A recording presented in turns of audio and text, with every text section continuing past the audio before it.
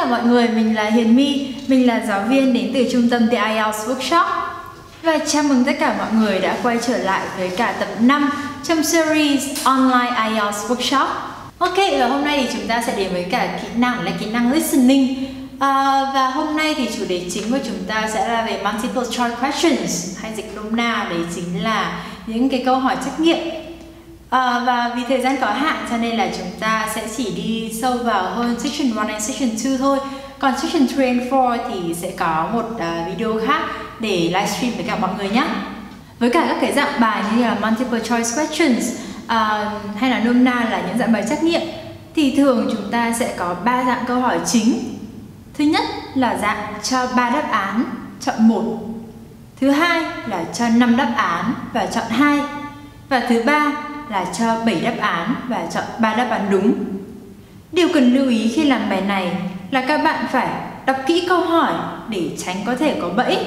Và khi nghe được một đáp án thì cần phải check lại xem là nó có phải là bẫy hay không, bằng cách là xem nó có trả lời câu hỏi của mình hay không, hay là sau đó họ có nhắc đến những đáp án khác hay không để loại trừ.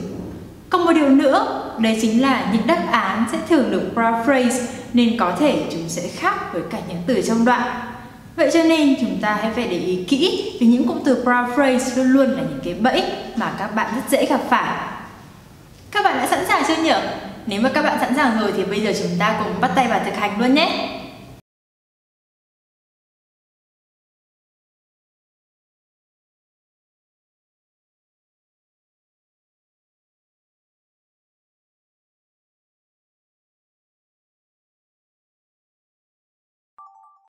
Section 1.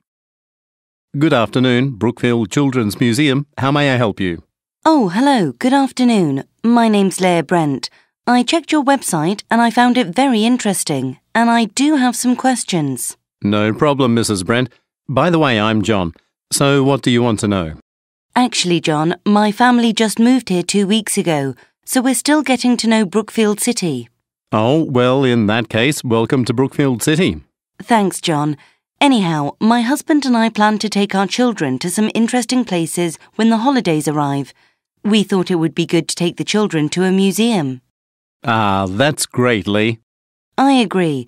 But first, could you give me some ideas on what activities your museum offers? By the way, I have a 5-year-old child and 8-year-old twins. All are boys, so I guess they will be quite rambunctious. Well, don't worry about that. You see, the Brookfield Children's Museum offers many kinds of activities for children of various ages. Like what? Well, for instance, we have an area called the Fun Library. Here children can browse through a collection of interesting books or use the computer stations to explore their interests. That sounds intriguing. What else do you have? We also have a nature trail for the little explorers out there. Here, children can play in sandboxes or choose to learn about the small animals exhibited in the area. Wow, that sounds appealing. Well, the museum aspires to give children unique and memorable experiences, aside from allowing them to cultivate their varied interests. That's great. By the way, do you also have areas where little girls can play? I'm thinking of bringing my 10-year-old niece too. We do, actually. We have the dolls and houses area. I guarantee that your niece won't get bored there. She can play with different kinds of dolls and dress them up in many ways. There are also a number of pretty doll houses that she can play with. Interesting. Well, what if she's not into dolls? There's still so much to choose from, Mrs. Brent. There's our Little Chefs section, which allows children to play with dough, pretend to shop for groceries and the like. Here, they can pretend to be cooks or bakers. There's also the Lost in a Maze area, where children can crawl through a maze that has a surprise in every corner. There's also the Lost in Space section. As the name implies, it's all about space and the heavenly bodies. The light design there is really quite impressive. Amazing. With everything you've told me, I can't wait to bring the children there. Great. We'll be looking forward to your visit. Oh, just a moment. I almost forgot to ask. How much is the entrance fee? Yes. For adults, we charge $20. That's for those who are 18 and above. We charge $10 for children below 18, while those below 5 years old are free. I guess that's quite reasonable. So you're open from Mondays to Fridays, right? Yes, we are. Oh, wait, let me clarify. We're open from Mondays to Saturdays. The same charges apply during Saturdays too. Great. I can't wait to plan this outing. Thanks for your help. It was my pleasure. Ok, và bây giờ thì chúng ta sẽ đến với cả section 2 nhé. Và các bạn sẽ có 30 giây để cùng đọc câu hỏi. Bắt đầu nào!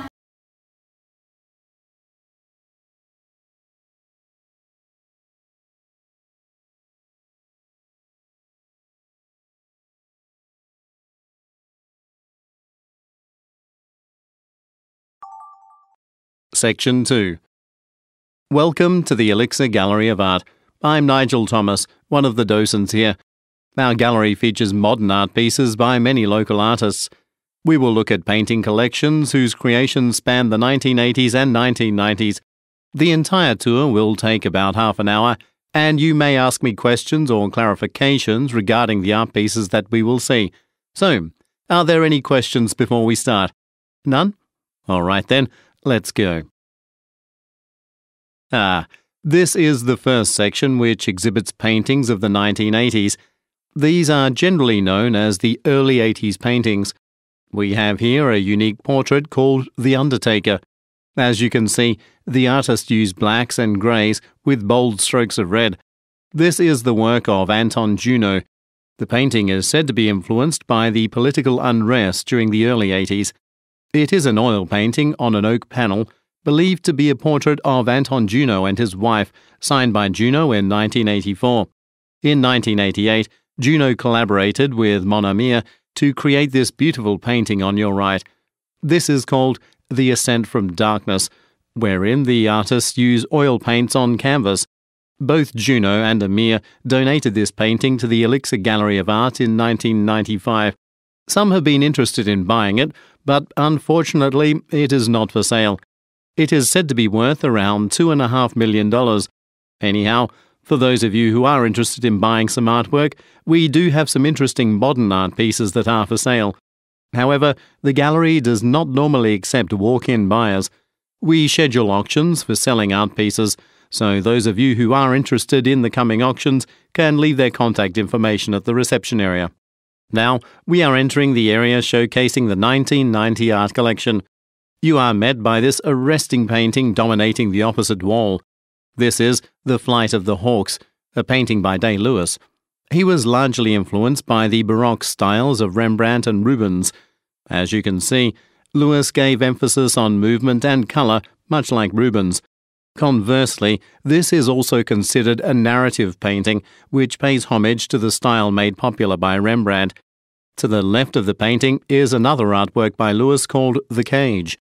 It is believed to be a self-portrait, and many have marvelled of its almost enchanting quality. To achieve this impressive result, the artist used translucent paints. He applied light colours like silver and white against darker ones such as black, magenta and dark blue. In this method, the colours contrasted violently. However, to counter the austere contrast, the artist used layers and layers of translucent paint in order to give the painting an ethereal glow. Edges were also blended exquisitely so that no severe lines will be seen. As you can see, the colours just seem to flow from one element to another, giving the painting a unified impression. In other words, nothing stands out because every element blends and connects with all the other elements in the painting. The Cage is one of the most popular paintings in this gallery. So now, I'll give you a few minutes to roam around and soak up the artistic ambience. For those of you with questions or inquiries, please don't hesitate to approach me. Ok, vậy mọi người vừa nghe xong section 1 and section 2, mọi người thấy sao nhỉ? Bây giờ mình sẽ quay lại section 1 để mình cùng chữa bài với mọi người nhé. Câu đầu tiên, chúng ta có câu hỏi là Mrs. Brent is interested in bringing her children to somewhere, đúng không? Vậy thì chúng ta sẽ phải gạch chân những cái gì? Chúng ta gạch chân tên riêng này, Mrs. Brent. Và ngoài ra thì chúng ta gạch chân hành động của bà ta là gì nữa, là bringing her children to. Chúng ta thấy đáp án A là Brookfield City, đáp án B là planetarium và đáp án C là a museum. Và bây giờ chúng ta sẽ cùng nghe lại xem họ nói gì nhé. Section 1. Good afternoon, Brookfield Children's Museum. How may I help you? Oh, hello. Good afternoon. My name's Brent. I checked your website and I found it very interesting, and I do have some questions. No problem, Mrs. Brent. By the way, I'm John. So what do you want to know?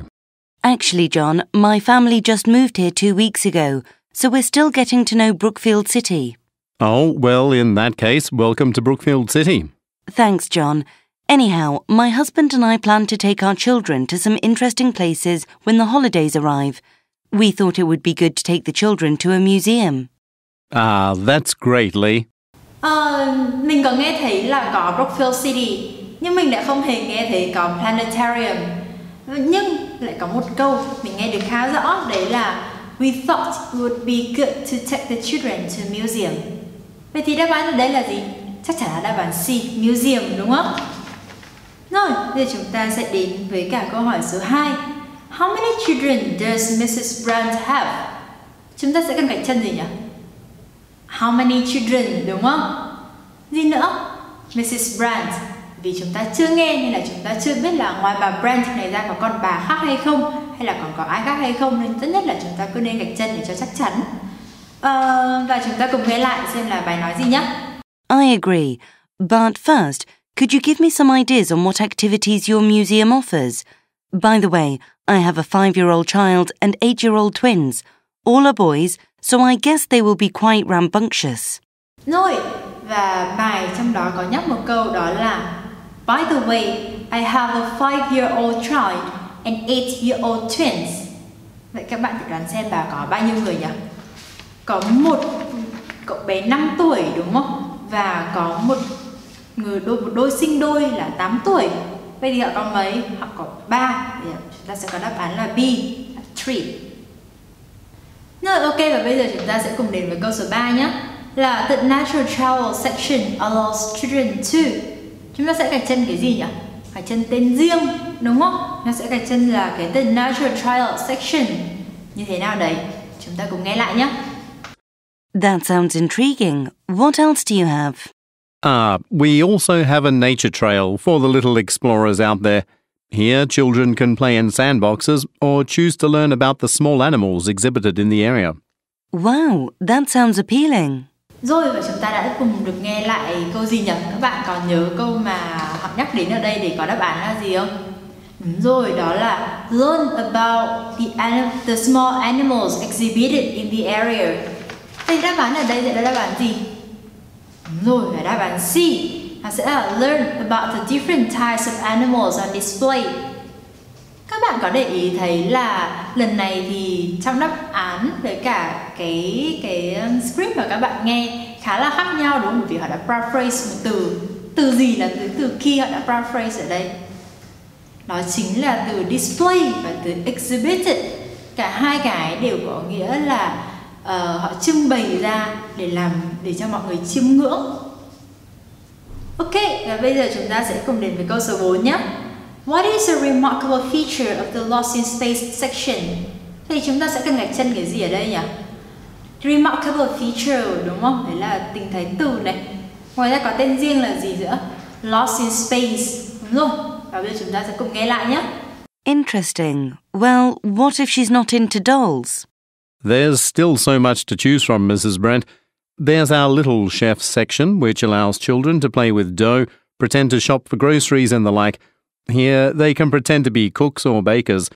There's also the Lost in a Maze area, where children can crawl through a maze that has a surprise in every corner. There's also the Lost in Space section.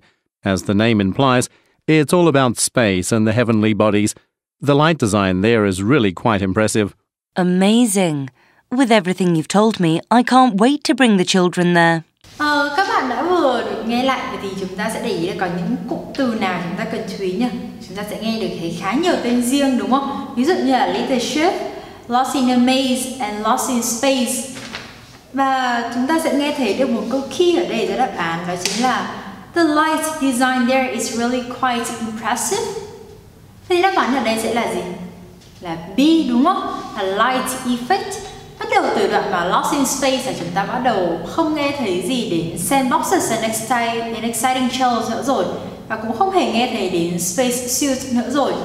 Và chúng ta sẽ thấy là đây có một số từ đã được họ paraphrase. Ví dụ như là light design thì sẽ thành là light effects đúng không? Hoặc là remarkable feature thì sẽ thành là impressive. Đó chỉ là những cái cách để họ kiểu paraphrase thôi, nhưng tuy nhiên thì đáp án sẽ chỉ có một. Thế nhá. Chúng ta sẽ sang đến câu cuối cùng trong section 1. Đấy là câu số 5. The entrance fee for 18-year-old individuals is. Rồi, cái chân cái gì nào? Mọi người thử viết giúp mình. Entrance fee, đúng rồi. Cho những người nào, cho những người bao nhiêu tuổi? 18-year-old individuals, đúng không? Để chúng ta sẽ cần quan tâm đến giá. Và cái giá này là cái giá chỉ cho người 18 tuổi thôi. Vì khi đấy mình chưa nghe nên mình không biết là sẽ có những người bao nhiêu tuổi, là đâu có giá cho trẻ em dưới 10 tuổi chẳng hạn. Chúng ta không hề biết, nhưng tất nhiên là các chân những cái keyword như vậy.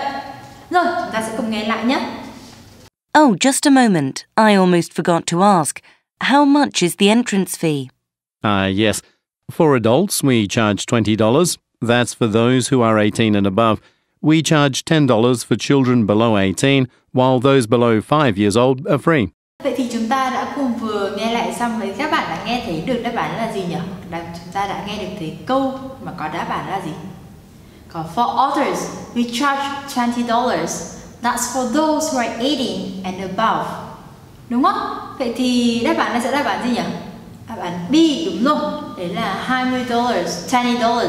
Bởi vì là họ thu 20 đô cho những người lớn, cho những người trưởng thành, những người từ 18 tuổi trở lên. Và cái câu sau đó thì họ cũng có nhắc đến cái 10 đô. Nhưng cái 10 đô đấy là we charge $10 for children below 18, tức là cho những người mà ít hơn 18 tuổi. Thường thì khi mà ở nước ngoài thì họ sẽ có những cái giá khác nhau cho trẻ em và cho người lớn. Như thế là để đảm bảo quyền lợi của công dân thôi. Cho nên là nếu mà sau này các bạn đi nước ngoài thì các bạn hoàn toàn thể ý những giá tiền đấy nhé. Rồi, ok, vậy là chúng ta đã xong hoàn thành section 1. Mọi người có thể check một chút xem là mình đúng bao nhiêu câu nhé. Và chúng ta sẽ chuyển sang section 2 ngay lập tức bây giờ. Rồi, ok, và bây giờ thì chúng ta sẽ đến với cả section 2 nhé. Chúng ta sẽ có 5 câu hỏi đầu tiên, đúng không?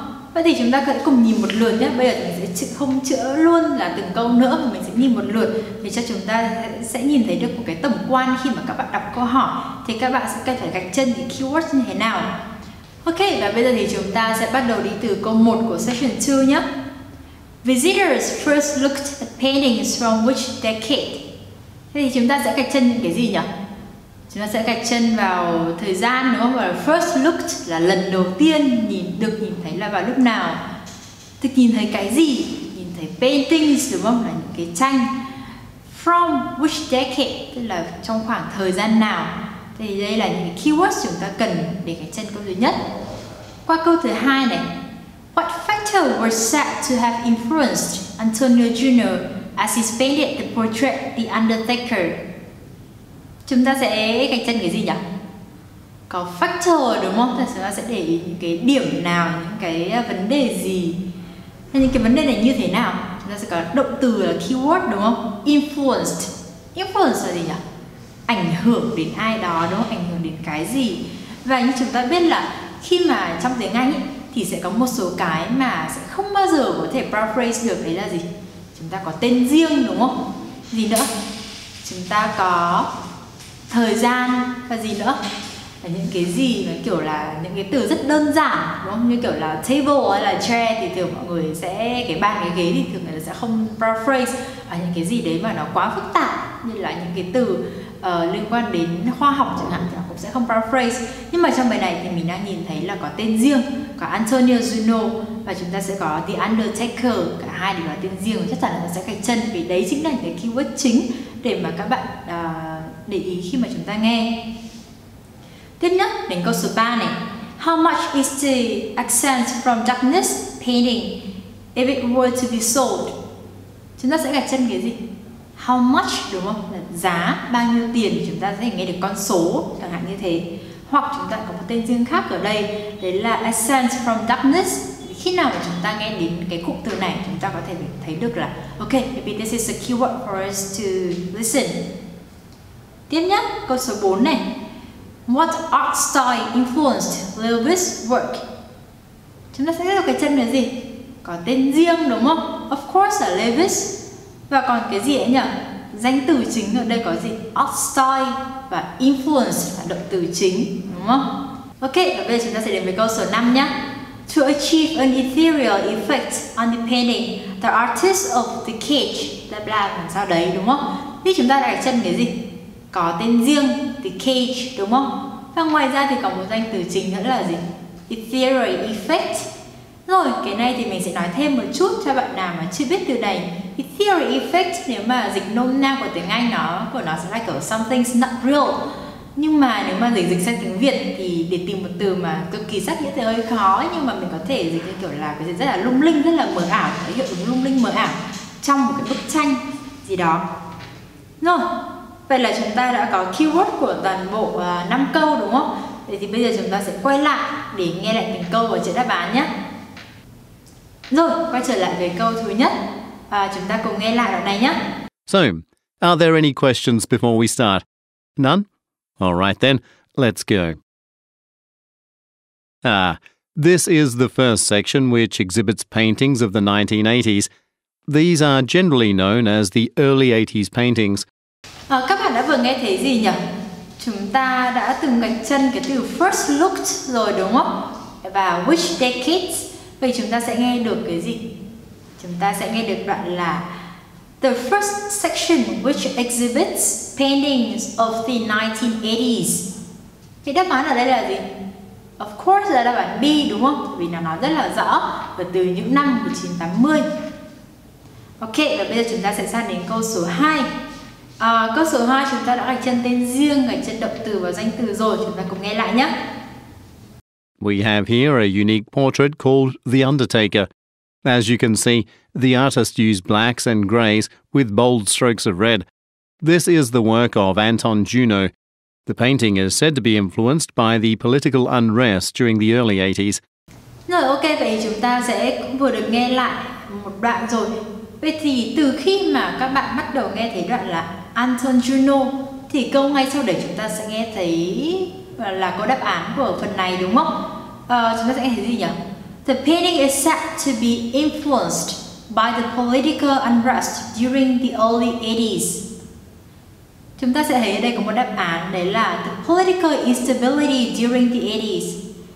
Vậy thì đây là chúng ta sẽ có một đoạn họ đang paraphrase lại đúng không? Cái political unrest nghĩa là một sự biểu tình chính trị. Và cái political instability ở đây tức là những cái bất ổn về chính trị, cái sự biểu tình khi mà chính trị bị bất ổn. Vậy thì đáp án ở đây sẽ đáp án B. Tại vì đáp án A là the use of oil paint on oak panels thì không được nhắc đến. Còn cái inspiration of work with Manhermere thì cũng không phải ở đoạn này. Thì chúng ta sẽ loại trừ luôn cả đáp án sai nữa. Thì sẽ còn đáp án B thôi. Rồi chúng ta sẽ đến với câu số 3 nhé. Câu số 3 đây chúng ta sẽ đi đến giá tiền đúng không? Chúng ta cùng nghe lại đoạn này nhé. This is called The Ascent from Darkness, wherein the artists use oil paints on canvas. Both Juno and Amir donated this painting to the LİCH Gallery of Art in 1995. Some have been interested in buying it, but unfortunately it is not for sale. It is said to be worth around $2.5 million. Rồi, vậy thì các bạn đã nghe thấy được là cái bức tranh mà Ascent from Darkness này giá bao nhiêu tiền? Các bạn thử trả lời cho mình. Rồi, ok. Có một câu là câu đáp án, đó chính là it is said to be worth around $2.5 million. Thực ra là bao nhiêu nhỉ? Đúng rồi, đáp án C, $2.5 million đúng không? Hai cái này là paraphrase rất ít thôi nhưng nó sẽ là gì? Một cái là 2.5 là sẽ bằng với cả 2,5 nữa, họ không nói luôn là kiểu $2.5 million, nó là 2.5. Và cái này cũng là một cái paraphrase thôi.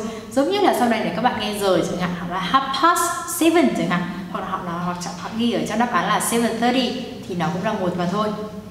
Rồi và bây giờ thì chúng ta sẽ sang đến câu số 4 nhé. Chúng ta gạch chân có art style influenced và tên riêng là LİCH thôi đúng không? Rồi chúng ta sẽ cùng nghe lại nhé. You are met by this arresting painting dominating the opposite wall.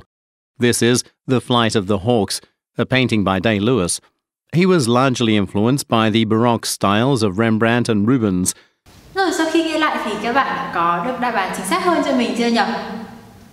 Chúng ta sẽ có nghe thấy một câu ở trước đấy là This is the flight of the hawks, a painting of Day-Lewis.